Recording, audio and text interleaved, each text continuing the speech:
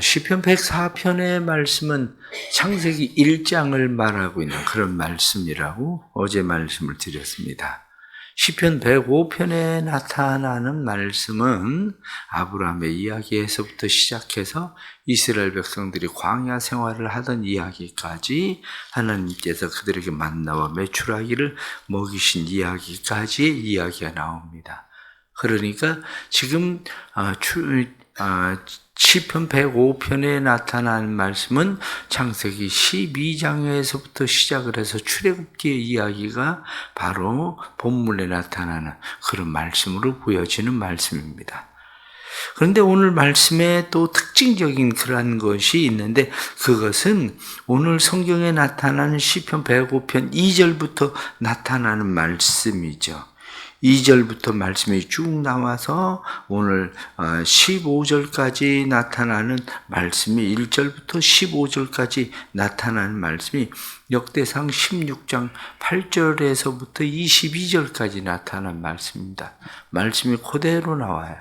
그대로 나오는데, 이 말씀은 다윗이 이스라엘의 예루살렘에 하나님의 법궤를 드릴 때에, 법궤가 입성을 할 때에 그때 불려지던 노래가 바로 역대상 16장 8절에서부터 22절까지 쭉 말씀이 그대로 나오는 그런 반복되어진 말씀입니다.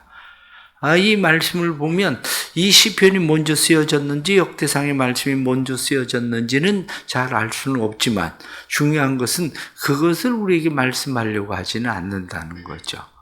오늘 성경이 우리에게 말씀하고 있는 것은 하나님이 우리에게 행하신 일들에 대해서 말씀하려고 하는 거죠. 우리가 우리에게 행하시는 그 하나님에 대해서 분명한 믿음을 가지고 있다면 우리는 하나님에게 어떻게 해야 되는가 하는 것을 우리로 하여금 깨닫게 하시는 말씀이 오늘 본문에 나타나는 그런 말씀입니다. 근데 시편 105편을 보면서 여러분들이 성경을 읽을 때에 새로운 관점을 볼 필요가 있죠.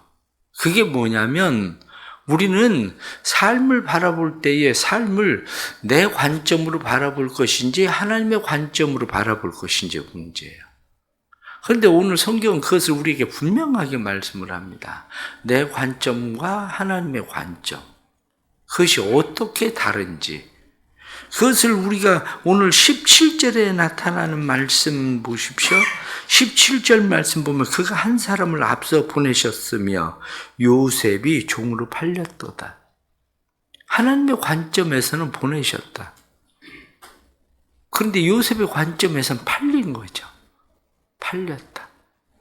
그래서 18절의 말씀을 보면 그의 발은 착고를 차고 그의 몸은 쇠사슬에 매였으며, 지금 요셉의 관점에서는 쇠사슬에 매여서 그가 감옥에 들어갔죠. 그러나 19절 말씀은 곧 여호와의 말씀이 응할 때까지 그의 말씀이 그를 단련하였도다. 그가 감옥에 갇혀서 쇠사슬에 매여 있는데, 요셉의 관점에서 생각하면 어렵게 고난을 당하는 상황이죠. 억울한 상황이죠.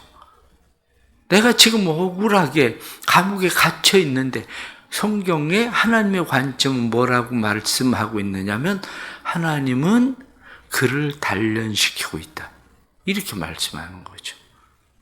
그러니까 우리의 인생을 보고 있는 그런 관점이에요. 그런데 이 시편 105편의 모든 말씀들이 다 그렇게 말씀하고 있어요. 하나님의 관점으로. 왜냐하면 우리가 그 앞에 16절에 나타난 말씀도 보면, 그가 또 그 땅에 기근이 들게 하사 그들이 의지하고 있는 양식을 끊으셨도다. 기근이 들었다가 아니라 들게 하셨다. 양식을 하나님이 끊으셨다. 그렇게 뒤로 넘어가서 뒤에 나타나는 말씀 25절 말씀도 보면, 또 그들의 대적들의 그 대적들의 마음이 변하게 하여 그의 백성을 미워하게 하시며 그의 종들에게 교활하게 행하게 하셨도다. 애굽 사람들의 입장에서는 그들이 점점 번성하게 되니까 그들을 미워하고 그들에게 노역을 강하게 시키는 것이 당연한 일일로 보여지죠. 그런데 성경은 무엇라고 말하느냐? 하나님이 대적들의 마음을 변하게 하셨다. 그것뿐만이 아니라 그들을 미워하게 하시고 그리고 교활하게 행하게 하셨다. 다른 사람이 아니 저 사람 나한테 도대체 왜 저러는 거야? 왜 마음 바뀌어가지고 나한테 이렇게 힘들고 어렵게 하는 거야? 하나님의 관점에서 보면 하나님께서 그들에게 말씀에 나타나는 것처럼 마음을 변하게 하시고 미워하게 하시고 뿐만 아니라 교활하게 하시고 이런 일들이 누가 행하느냐? 하나님이 하신다는 거예요. 야곱을 생각을 해보세요. 야곱이 그 삼촌이 약속을 10번이나 바꾸잖아요. 왜 그럴까? 야곱의 입장에서는 도대체 인간이 어떻게 그럴 수가 있어? 그동안 21년 동안 나를 그렇게 혹독하게 부려먹었으면 14년 동안 나를 그렇게 혹독하게 부려먹었으면 아니 잘 해줘야 되는 거 아니야? 그런데 어떻게 저런 게 인간이야? 이렇게 이야기해도 하나님의 관점으로 보면 하나님이 그렇게 하시는 거예요. 그러니까 오늘 성경 본문을 시편 105편에 나타난 말씀을 다시 잘 읽어보세요. 다시 잘 읽어보면 다 무엇라고 되어 있느냐면 하나님의 관점으로 되어 있어요. 우리의 관점이 아니라 하나님의 관점으로 하나님이 하시는 일들로. 그렇다면 우리가 삶을 살아가면서 가장 먼저 생각해야 되는 것이 삶은 내 관점으로 보는 게 중요한 게 아니라 하나님의 관점으로 삶을 바라보는 게 중요한 거예요. 그러니까 내 관점으로만 생각하면 억울할 수도 있고 이해할 수도 없고 내 관점으로 생각하면 어떻게 이런 일이 이렇게 생각하게 되지만 하나님의 관점으로 생각하면 삶은 달라지는 거죠. 그러면 하나님의 관점으로 삶을 볼 때에 우리가 몇 가지 해야 되는 일이 있습니다. 그 중에 가장 첫 번째가 뭐냐면 내가 기다리는 게 아니라 하나님이 기다리신다는 거예요.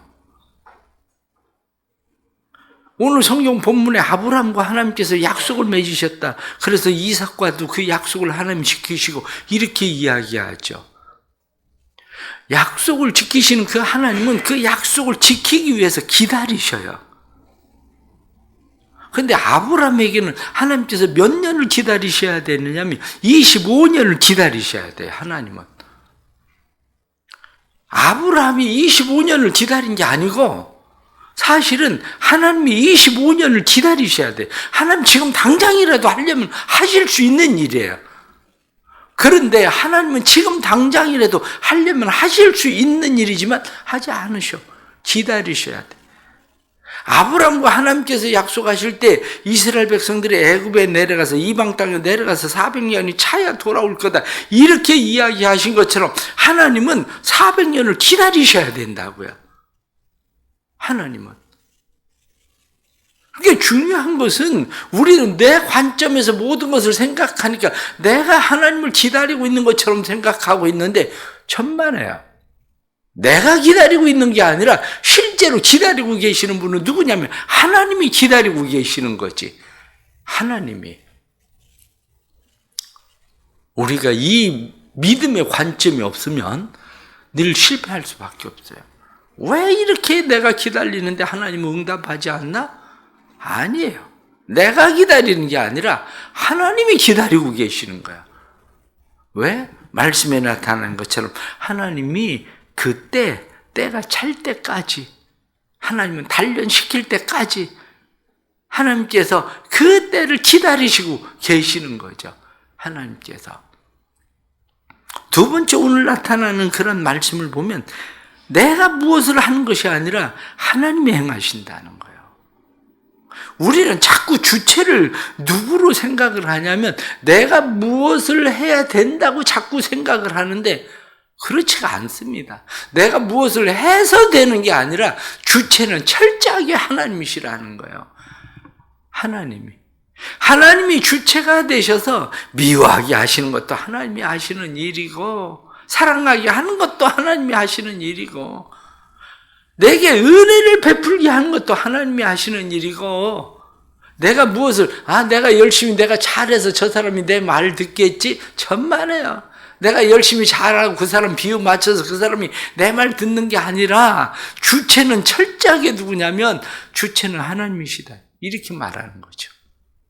하나님이. 그러면 주체가 하나님이라면 이루시는 분도 결국엔 누굽니까? 이루시는 분도 하나님이시지. 내가 무엇을 이루고 성취하는 게 아니라 오늘 본문에 나타난 말씀 쭉 보십시오. 아브라함부터 시작해서 이스라엘 백성들을 하나님께서 애굽에서 이끌어내시기 위해서 행하시는 모든 일들을 이루시고 성취하시는 분, 그분은 하나님이시는 거죠. 일을 이루시는 여호와, 그 일을 성취하시는 여호와가 말씀하신다. 이렇게 말씀하시는 것처럼 일을 이루고 성취하시는 그분이 하나님이시다. 이게 우리가 가져야 될 관점이라는 거죠. 결국 하나님이 기다리시고 하나님이 일이 주체가 되셔서 이 일을 진행하시고 그 일을 이루시는 분은 하나님이시다. 그래서 오늘 성경은 우리가 그 믿음을 가지고 있냐? 그러면 우리가 해야 되는 것은 내가 무엇을 아등바등 무엇을 막 해야만 무엇이 이루어진다고 성경이 말씀하는 것보다 오늘 105편 1절 말씀 보면 몇 가지 우리에게 분명히 말씀합니다. 여호와께 감사해라. 하나님께 감사하라는 거예요. 두 번째는 그 이름을 불러 아뢰라. 그 이름을 불러서 그 이름을 아뢰어라. 그리고 세 번째는 그것을 만민 중에 알게 해라. 그리고 2절 말씀 보면 그를 노래하고 찬양해라. 그가 행하신 거룩한 일을 말해라. 3절 말씀엔 거룩한 그의 이름을 자랑해라. 하나님 앞에 구해라.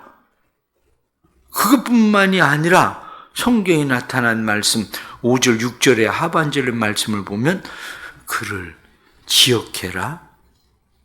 그가 행하신 모든 이적과 그의 판단하신 일들에 대해서 기억해라. 가장 중요한 말씀은 가장 뒤로 넘어가서 45절 말씀에 이는 그들이 그의 율례를 지키고 그의 율법을 따르게 하려 하심이라. 그의 말씀과 율례를 지켜 행해라. 그거야.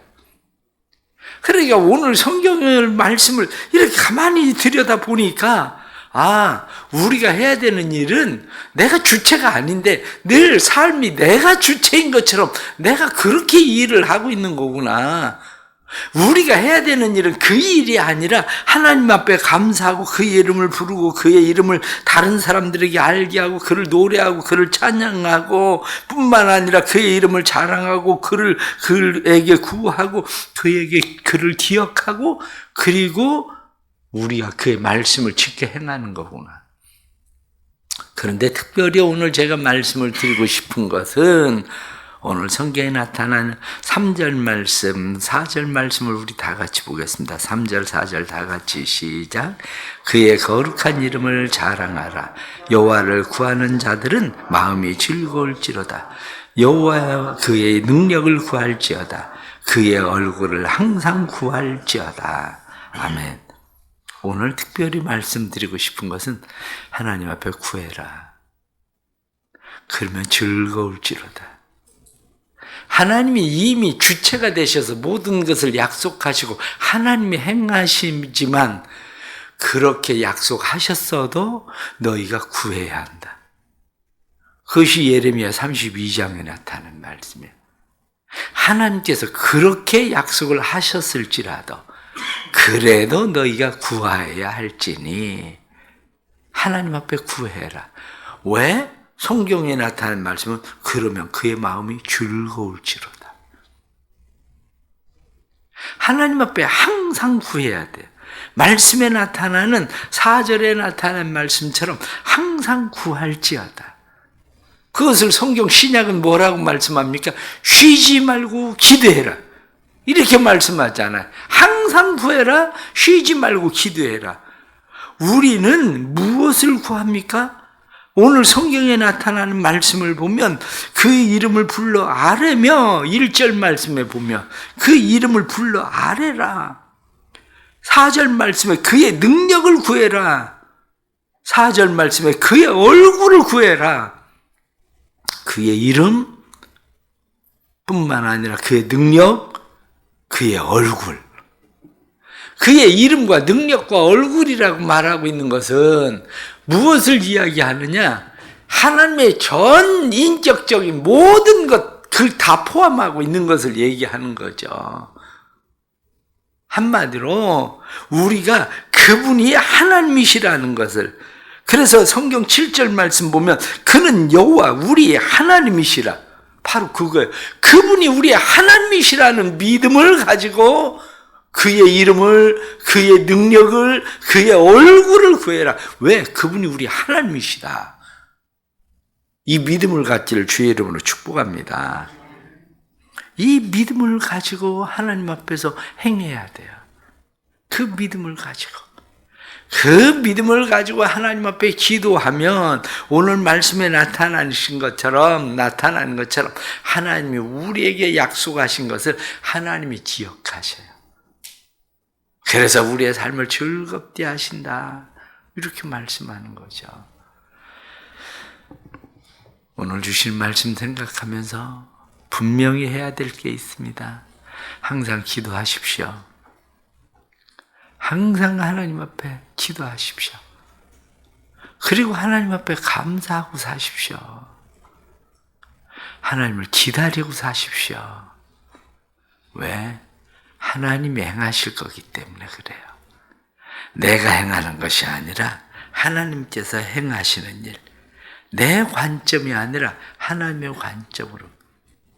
말씀을 앞으로 돌아가서 다시 말씀을 드리면 이것이 역대상 16장에 나타나는 이 말씀이라고 말씀을 드린 것처럼 다윗이 이스라엘의 왕이 되어서 예루살렘에 하나님의 궤가 어디 있나 하나님의 궤를 찾아서 그 궤를 들여올 때에 오베데돔의 집에 있었던 궤를 다시 예루살렘에 들여올 때에 다윗의 마음이 얼마나 기뻤는지 그의 마음의 기쁨이 춤을 추면서 바지가 내려가서 하체가 드러날 정도로 다윗의 마음에 그렇게 기뻤어요.